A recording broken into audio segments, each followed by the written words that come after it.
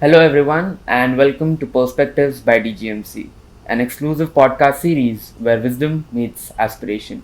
I am Sanman Hutgikar, the podcaster, and today's episode is going to be really special because today we don't have just one guest but three of them, our very own faculties and the head of departments of the three departments that we have in DGMC, Ms. Nilanksha Sachdev, the head of department of the multimedia and mass communication, and Mr. Viraj Bandekar, the head of department of the BMS, that is Management Studies Department, and Mr. Prasoon Prabhakar, the head of the FTNMP, that is Film, Television and New Media Production.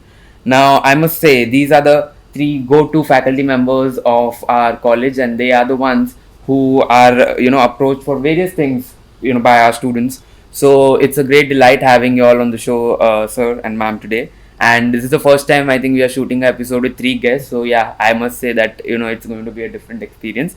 But I think it is going to be really conversational, way more any of our other episodes. So how's your day going today, sir? Fine till now. We'll see after the podcast though. So, you all have DGMC has just entered its autonomous period, and we have done with a series of meetings from Board of Studies to Academic Council and the Governing Council, and you all have gone through the rigorous process of making your syllabus. So, how was this experience? How was your overall, what is your opinion on that experience? It's been very hectic. Yeah. It has been a challenge, I'd say that.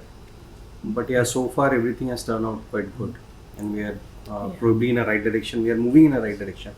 So, do you all think you all have, made a syllabus that would be? Are you all happy with the syllabus? So it's enriching, honestly, the process and the syllabus also. And the process only has helped us reach here because we've met so many different experts of syllabuses and courses that it has enriched our syllabus very deeply.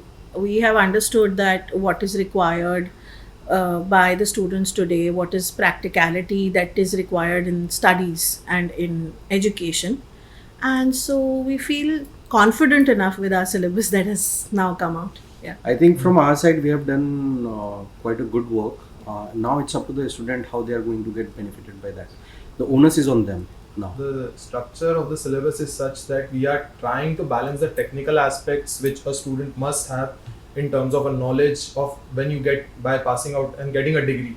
But at the same time, we also try to balance it in such a way that it appeals to the Gen Z, Yes. the upcoming generations, which will try and get their hands on with this degree. We want to make sure that it's relevant, it feels relevant to them, and at the same time, it's industry ready. Yes, like adding subjects like Yeah. photography, podcasting. That is something that's today. So for the current generation, I think that's very relevant. And the best part is like along with the theory, we also have tried to balance out the practical aspect of the entire subjects. So that is also one of the great things which we have done at our college. So when you all Because started syllabus. off, were you all aware about the intensity of the work, or as you all went through the course, you all understood that this was way more deep than what we assumed it to be? For me, it was for the very first time. So I was also, exploring it.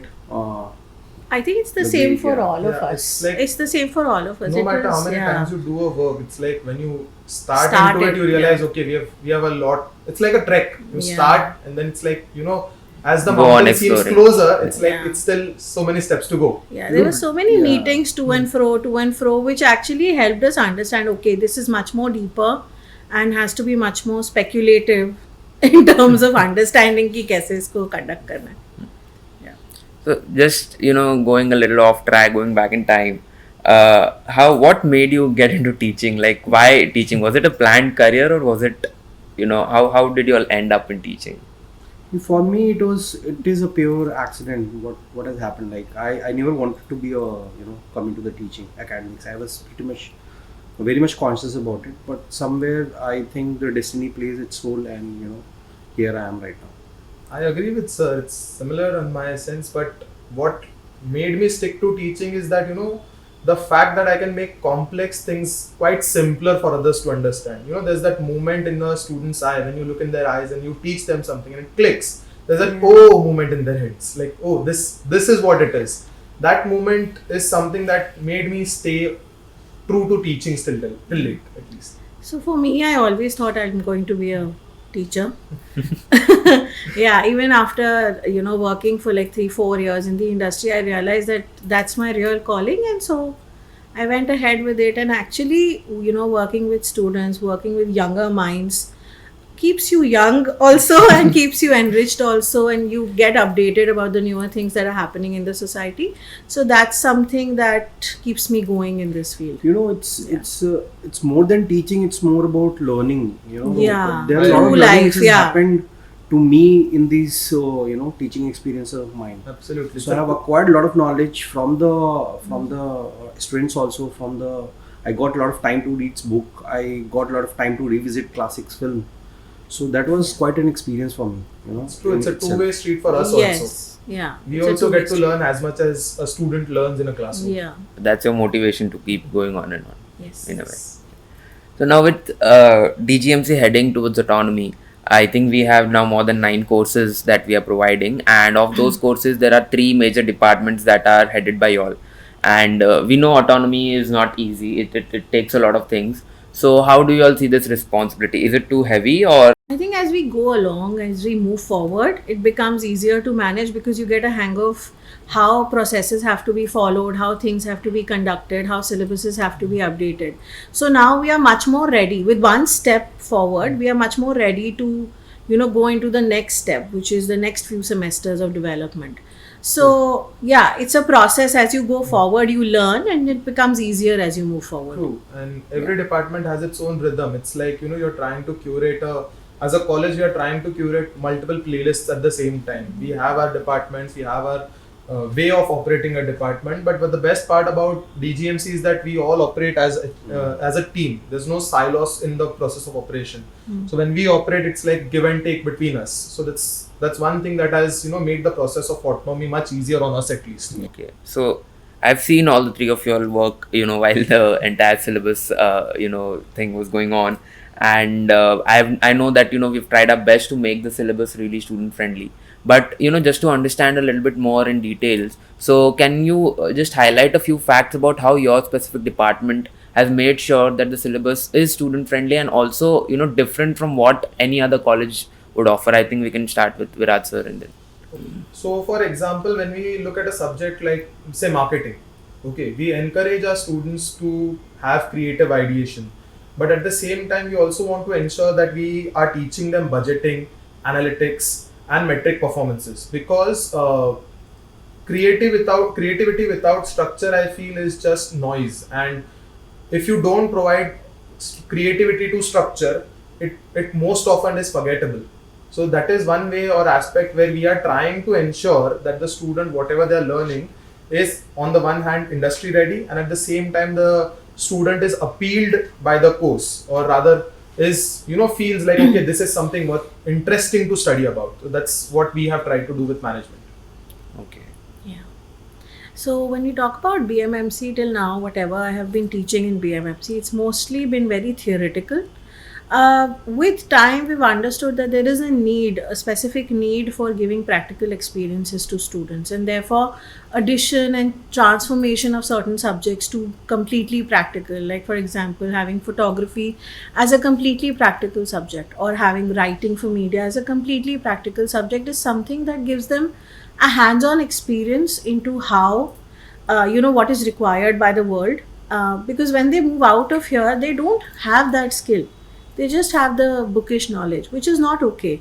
So that kind of skill is very, very important. Also, addition of current, content like podcasting, blogging, vlogging, all of that, and how do you earn through those models. All of that is something that enriches the entire coursework and the entire program of MMC, which makes it much more viable for today's industry. Because when you talk about industry, they want someone who already has the skill, and that skill set generation becomes very, very important in today's time, because that's what takes you forward rather than just having theory knowledge.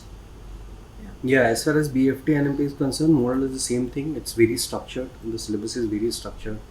There are a lot of subject which we have kind of introduced from our side, and which is resonating with the idea, the way industry is functioning today.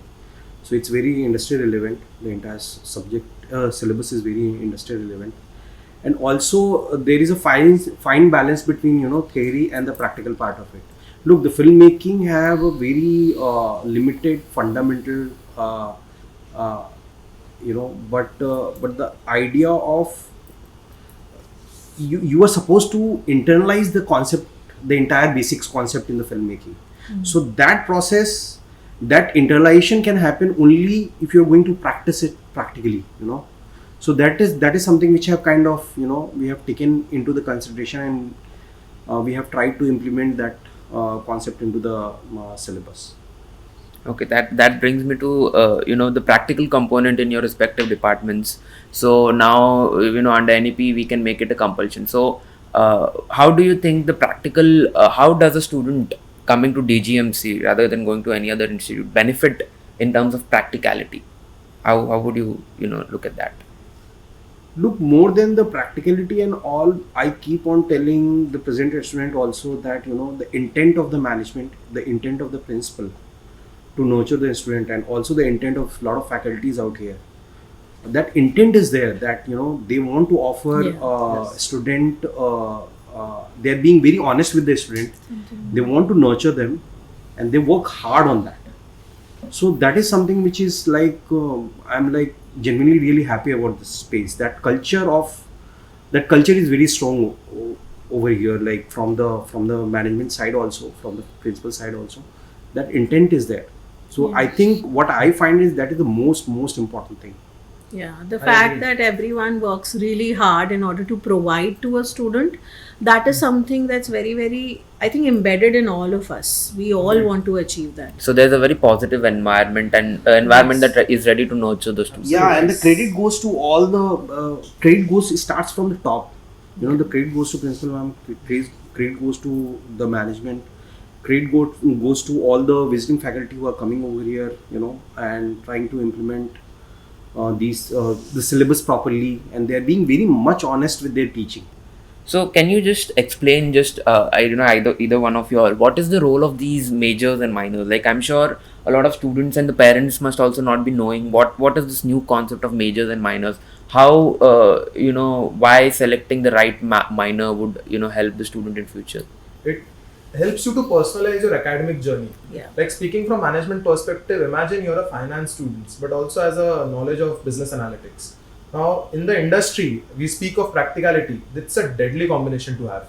A student who understands finance and at the same time has a complete or at least overscale understanding of business analytics. That's something amazing to have. Yeah. Similarly, if there's a marketing student who has entrepreneurial understandings, then that will help the student not just to work for other companies but also to start his own company. Yeah. So that is where we understand majors and minors as a rule. So I believe in other departments also they have the same. Same with us. Like, if we have journalism, if we are teaching only journalism, today journalism is not just getting stories, but it is also pushing businesses and pushing forwards brands. So PR becomes a very important part of journalism. So therefore, offering minors like PR or offering minors like development communication or event management is something that's very, very beneficial to anyone who is going into the majors of advertising or journalism, because all these fields together give the student an opportunity to choose their line of work, because they are work oriented ultimately, right? These are professions, and by choosing a major and a minor, you have an alternate profession, plus you have an edge above the others, that you have 2 skill sets with you or 3 skill sets with you that you can use tomorrow when you go into the industry. So we have similar approach in FTNMP also. Along with the creativity, you also need to understand the business aspect of filmmaking and the advertising also, you know. So that part we are addressing through our syllabus and the kind of subject we have included in the syllabus. Do you use any AI tools here at DGMC or in your department specifically? Honestly, AI is taking over a lot. We have tried not to use ChatGPT at several occasions, but I guess with how the world is changing, understanding how to use AI effectively is something that's very important, and getting that skill is very important. As a faculty, it's a challenge for us to tackle students using AI with the help of AI. So the fact that we are using AI is not for the purpose of what the students use it for, but rather to tackle what the work has been done, whether it is authenticated or not. For Yeah. that purposes, we generally tend to use AI. Yeah. Yeah. So basically, you need to be a little bit careful about the ethics and aesthetics Yes. Yeah. of the way you want to use it. Again, Yeah. the idea of intent comes in there also. But do Why you do you think want to AI use it? tools should be used in education for teaching? I think not for teaching, but maybe to support Yes. work. It can accentuate your teachings. Yeah. It cannot be the primary source, but it can Not at definitely all. be a secondary source. Yes. Look, yes. we are also discovering that right now. We are also in that Yeah. process right now. Yes. It's not that full-fledged the AI is being implemented. Yeah. So we are also not very much aware about the the limitation part of it, Yeah. and we completely understand that there is this assumption that the AI is going to help as far as the workflow of the in any sector. Any sector is concerned. So Yeah. it's concerned, but Yeah. we need to understand the more it's going to get evolved, and the more we are going to use it. In the way we are going to understand like how shall we approach it. Yeah. Because AI, I believe, pushes generalisticness in Yes. overall. Like you get 10 of you all give the same command, write a report, the same report comes out. So it's no, a nothing general- out yeah. of the box. So Yeah. the whole aspect of creativity is being lost due to AI. So we've managed to put ethics about AI in I think every single subject that we are Absolutely, yes. teaching, but because we know it's going to be used, it's going to be used by students left, right, and center. But the idea is, where does creativity, come and AI stops? It's a very big question. You have to be more creative, more out of the box, in order to be more relevant, and that's something that we push forward in our students. So a lot of students have this thing that using AI it's if we can use Google, why not AI? Because when even there was this advent of Google and search engines, there must be a lot of teachers then Yeah. back then also who still say that going to the library is the way, just Yeah. finding information at the tip of your fingers is not the job. So maybe Right. in future people will settle with AI also being normalized. So how do you look at that? See, when we talk about AI, honestly, it's summarizing every single information that's out there and it's giving you. What mehnat are you doing The aspect as a of student? personal application is lost in it. Lost here. The Yeah. reason why we give assignments, the reason why we give practical projects, or anything for that matter, is because we want the student to personally apply themselves and make sure whatever they are coming up with. We understand not every student has the caliber, but whatever caliber a student might have, the aspect of personal application is what a faculty is looking for. Yeah. That is why I said whether the content that a student has created is it authentic. The reason why we try to find that out is because even if the content that is created is average, the assignment that is submitted is average, if it is from a personal application perspective, we tend to consider that more over a chat GPT generated answer or a whatever you said, like generated answers as such. So that is where I believe where ethical aspect of AI, as Sir was talking AI is about. going to be Yeah. efficient. We need to be a little bit careful about it, the way we use it. So just be careful about it. Okay, so DGMC is obviously blessed with infrastructure when it comes to that. So do you think the students are using it effectively to its full potential? We are utilizing the infrastructure along with the student properly. It's not that we are taking it for granted.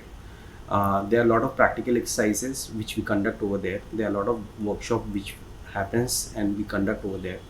So yeah, those infrastructures are there. We have the sound lab. We have the shooting floor. We also have the camera setup in our college. We have track and trolley. So those kind of stuffs are there, and we use it accordingly. And it's not just like it's there. We have, like as Sir mentioned, workshops. I would like to mention from Sir's department only. We had a PCR room workshop set up. So we had that multicam Setup. from. Yeah.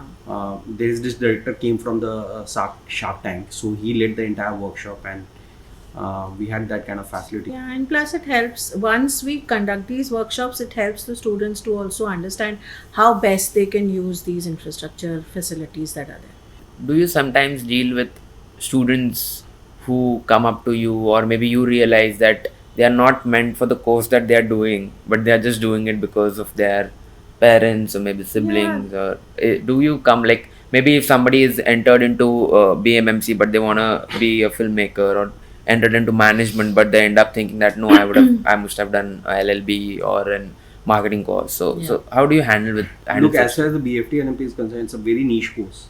So all the students who are coming in there, they have that kind of clarity that why they are there and why they want to pursue filmmaking. So as far as I'm concerned, I'm not facing that kind of challenges. Yeah, but we do.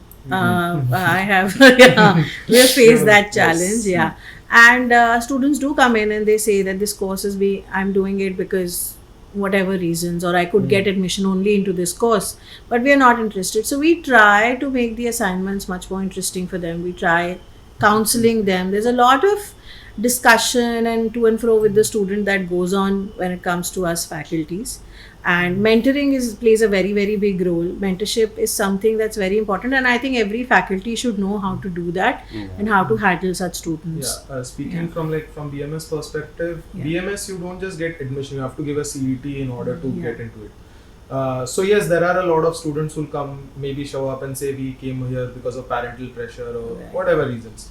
So as ma'am said, there is counseling, there is discussions with the student, and one thing that I'd like to point out to today's student is that what something my HOD said back in my days was that degree doesn't translate into job anymore. Exactly. You have to understand that in order to get a job, it's not, every year we get lakhs of students passing out with the same degree. What sets you apart is what we are trying to give you in DGMC. What skills we give you, what kind of practical knowledge we give you, what kind of industry experts, as sir pointed out, we bring in, is what makes you have that extra step ahead of the rest of the lakhs of students out there. Yeah. So if you had to describe your course in just one or two sentences to a new student, how would you describe it to your department? Look, as far as filmmaking is concerned, you genuinely have to be very passionate about it. You have to have that kind of clarity that why you are pursuing this course. And perseverance is very important. The commitment towards, with your aspiration is very important. So yeah, those things are there. You genuinely have to have that kind of tenacity to work hard for a very, very long period of time in your career. Okay, if I have to say something about multimedia and mass communication, I would say that this is something that's the tomorrow. And honestly, it's even today, because everything is digital, everything is media. You're surrounded by media. The idea of understanding media, breaking it down, and then utilizing it for the best of your ability and also for your own growth is something that is taught to you when it comes to multimedia and mass communication. It is not just theory, but also the practical application which you do on your daily basis. However, how do you do it in the best way possible, in the most sensitive way possible, in the most encouraging transactional way possible, is something that you learn through MMC. As far as management studies is concerned, BMS teaches you to think fast, act smart, and adapt faster. So now we have something called as a rapid fire round, a very interesting segment of our show. So your go-to snack during work hours at DGMC? Coffee. Yeah. Black coffee. Okay, a student habit that you secretly find funny but can't say it loud. We know when you've not done your assignment. Yeah, it's on your face. We know when you're lying. And when you are coming to the class and you are making such a lame excuse. Yeah, oh ma'am, आज traffic था. बहुत ज़्यादा traffic है. आज train रुक गई. Train रुक गई. 20 Such minute a train common delay था. thing. Yeah. 20 minute train delay था. Yeah. So, but you find it funny? Yeah, it is funny. Because we not catch you. We don't come from a different planet. We are traveling the same city that you are traveling in. Yeah. Okay, so if you weren't teaching, what job would you be doing? So what is the out of the box career? Yeah. So I had this whole wish list of becoming a fashion designer, but I never became because I did not like the thread count. Yeah, I would have. Mathematics of it. Yeah. Same goes for me. I would have become a content writer, more into the advertising space, but I tried my hand at it. I didn't enjoy it because it felt stagnant after a certain point. So probably left it after that. Yeah. I would have become politician, and I want to become politician.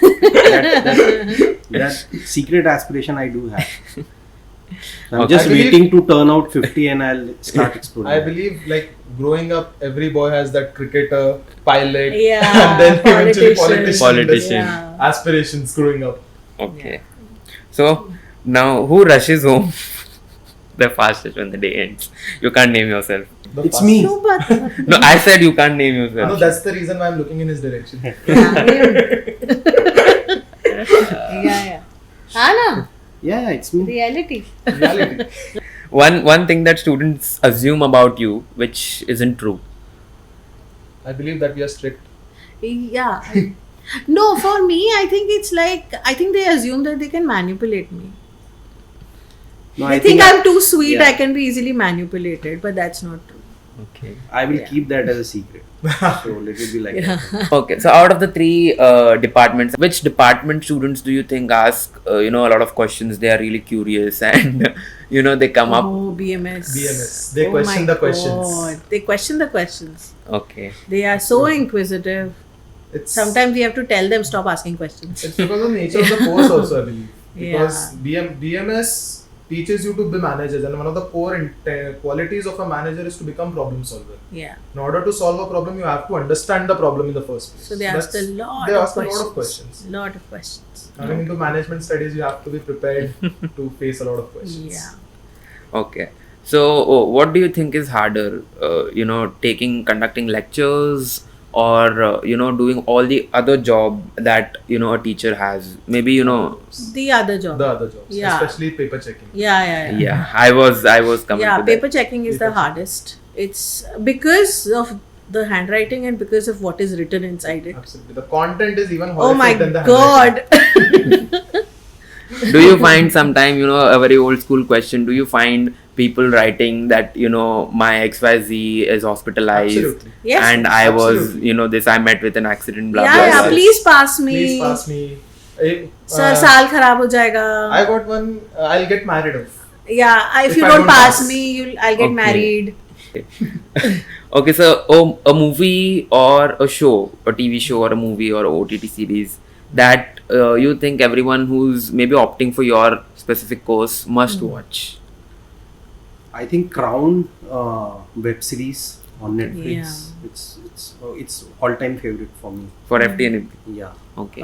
Then there are a lot of filmmakers like Satyajit Ray, Ritvik Katak, Shyam Benegalji, Govind Nehlani, Mani Kaul, Kamal Swaroop. So there are a lot of filmmakers like that one should be aware about.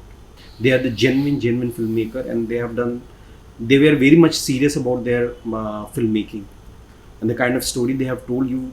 The moment you will start watching these kind of films, you will start learning from there. For BMS, it would be two series that I'd recommend.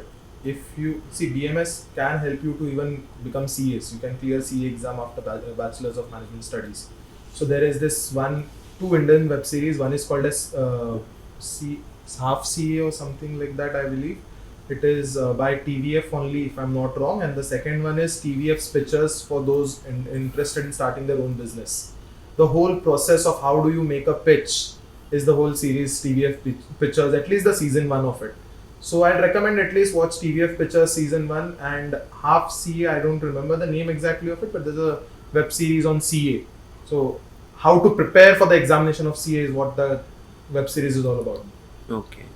So basically, to get an insight into journalism or how branding works, how advertising works, there are several films out there. There is Scoop, there is Founder, which showcases the entire development of the brand McDonald's and the Golden Arches. Then there is Social Networking that talks about how media plays with your mind and how social networking has to be, how it interferes with your life.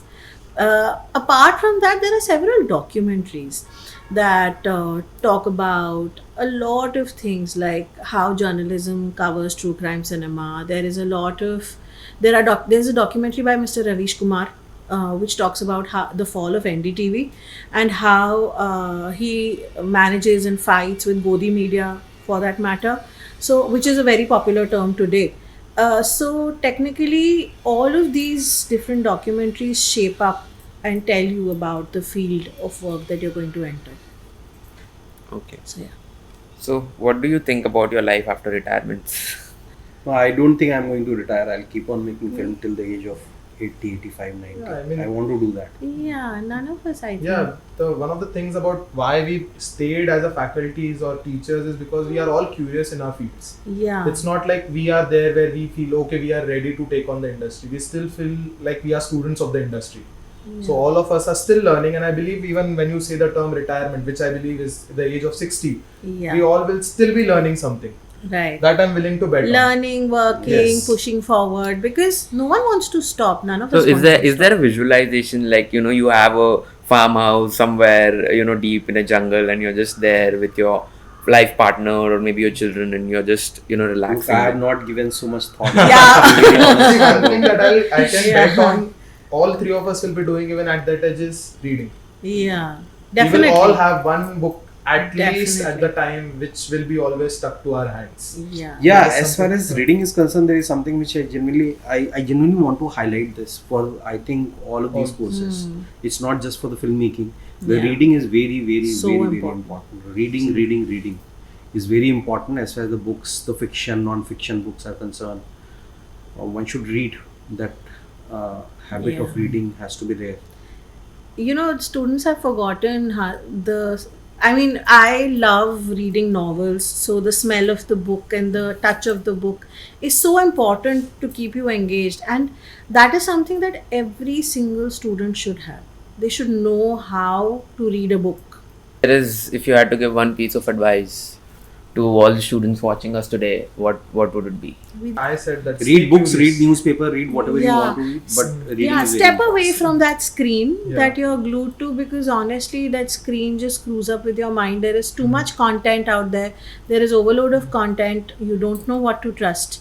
So step away from it. Inculcate the habit of reading newspapers. Start with that.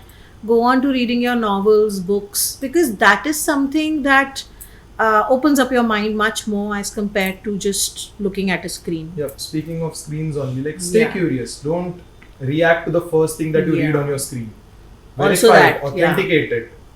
Find out whether what has been said on the screen is it really the case. Then have a reaction. Then have a response to it. Reaction is like the first volatile thought that comes in your head. A response is a well-structured answer that develops through research, and that is where reading comes very handy in creating a proper response, and that is one of the trademarks, I believe, of a distinguished professional versus an amateur just reacting to the situation. That's true. Okay. Thank you so much, ma'am. Thank you so much, sir.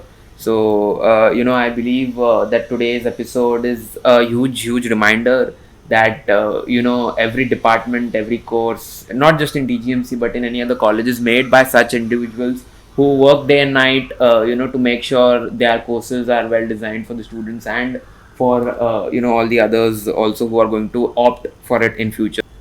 So until next time, stay curious, keep exploring, and remember that every perspective has the power to shape your journey. This is Sanman Hutgikar signing off. Until then, stay connected, stay inspired. Thank you.